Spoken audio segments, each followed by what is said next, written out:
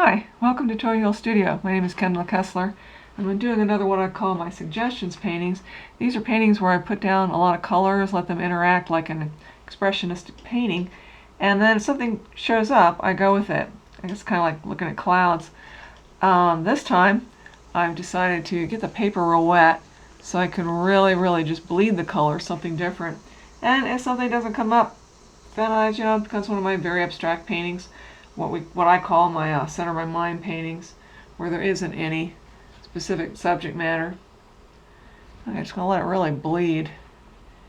It's very inexpensive paper. That's why I don't sell these. I just sell prints. You can see it's really crumpling up. That's because it's real cheap paper.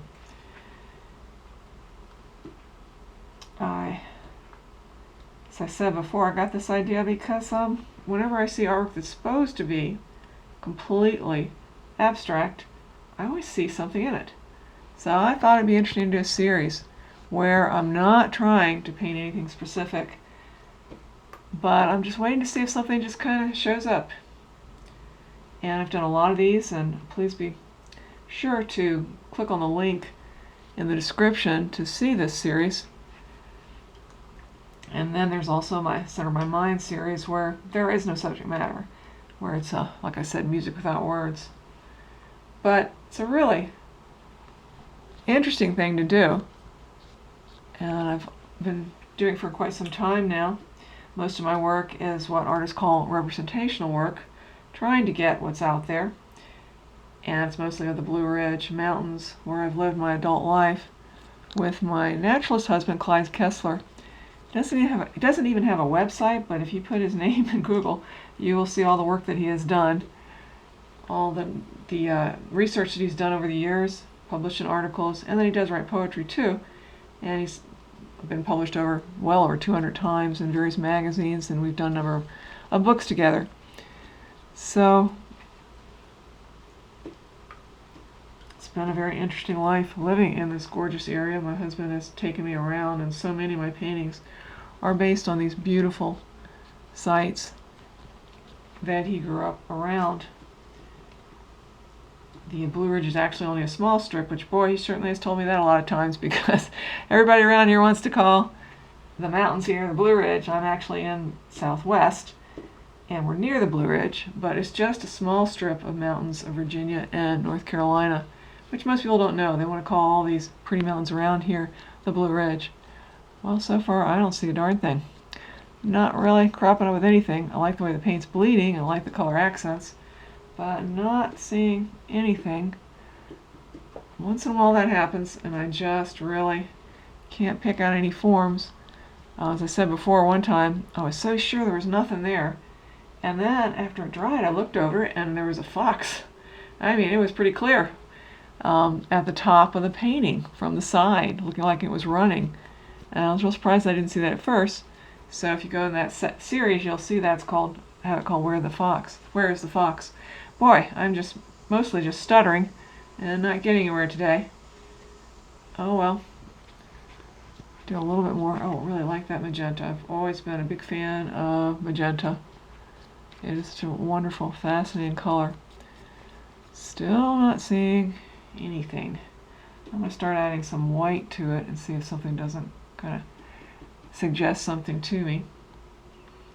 I'm going to use one of my very favorite colors, this blue-green color. And just do something like that. I have a feeling this is going to be one of my Center My Mind paintings. I really don't see a thing. Doesn't always work out. But I do like the way this is turning out, so I'll certainly include it anyway. I'm going to use a little bit of another really favorite accent color. I like real strong light greens.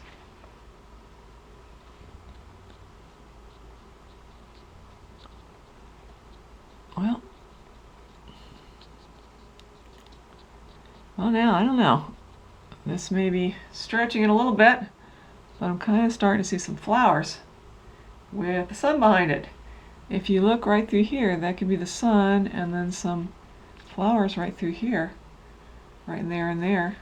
So I think I will do something after all, because it's looking like a really pretty scene that I could turn into a sunset, which I always like to do. I can see why people like them so much. They just are so beautiful. And I could have that back through here, where I'm starting to see where these red accents are. And I think that's what I'm going to go with. All right, I'm going to have to dry it so I can get to the next stage. And then, like always, I'll do 2 stages, and then the last one by myself, where I can really just pick it apart and decide exactly what I want to keep and what I want to lose. Art is quite a fascinating experience, and to me it's a matter of control and accident. If there's too much control, it looks it, and if there's nothing but accident, it looks it. So I balance between both of them.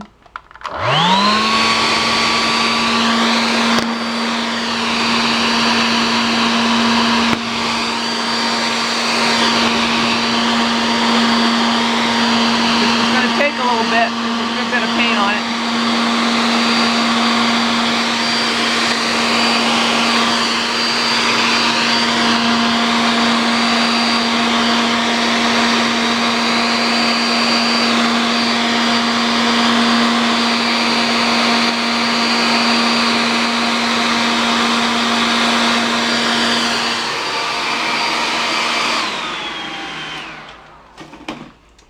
Okay, I'm going to take a smaller brush now and start to bring out those forms I was talking about. So I do think this could turn into a really kind of pretty floral with a sunset behind it. So with the kind of flowers I was seeing were the kind that have these really flowing type of petals. So I'm going to first bring those out. I'm starting to see that right through here and through here. I really thought this was going to be a center of my mind one, but boy, I'm pleased to see that something did kind of come up that I can work with. Not that I don't like completely abstracts, I really do. Like a lot of artists, we just kind of see it all as very similar. It's all a matter of colors and shapes. None of it's real. You certainly can't really reproduce what's out there. You can get a really nice shadow. And that's what a lot of artists like to do. Or, as Monet said, impression. Oh, I don't like that one there. Don't think that works for there. I think that's going to be the sky. For compositional purposes, I don't think that was a good place to put one. But, as I said, I know I'm probably repeating myself a little too much, but as I said before, you can't really get what's out there because light and atmosphere is changing all day long. You can get a naive impression, which is what Monet said, and I agree. But to really, really get what's out there, it's not really possible. And it's not really impossible in photographs. Think about it. If a photograph was really accurate, then if you took a photograph of the sun, that print should hurt your eyes, because the sun certainly would burn your eyes right out. You can't really get what's there. Photographs are also a type of shadow, an abstraction, which is why, to me, it's just as much of art as what I do. Because it's still an arrangement. Really like right through there. I think would be a very nice place to have the sun coming through this. And then some colors around it. I'm not going to go a whole lot longer. There's a lot of decisions I want to make. I might have some green back in the back because I really like the way that is. So might be kind of things overhanging too, so that I don't lose all that really pretty green as I put in some colors of the sky too. Just put a little more with the stems here, and then I'm going to quit, and then take a lot longer to finish it because that's when I really decide what I want to keep, what I want to get rid of, what I think would be good for the composition, or I like to call it spacing. A lot of people like to say composition. I like to say spacing, how we space things out. But I'm real pleased with the first layer, well, first 2 layers, and I'm definitely going to have this as one of my suggestions paintings in that series. So be sure to click on that, click on the website to learn about me, and to see all my other artwork, which, as I said, it's mostly representational of the Blue Ridge, New River, and then a lot of representational paintings of people. I've done a lot of commission work. Thank you for watching.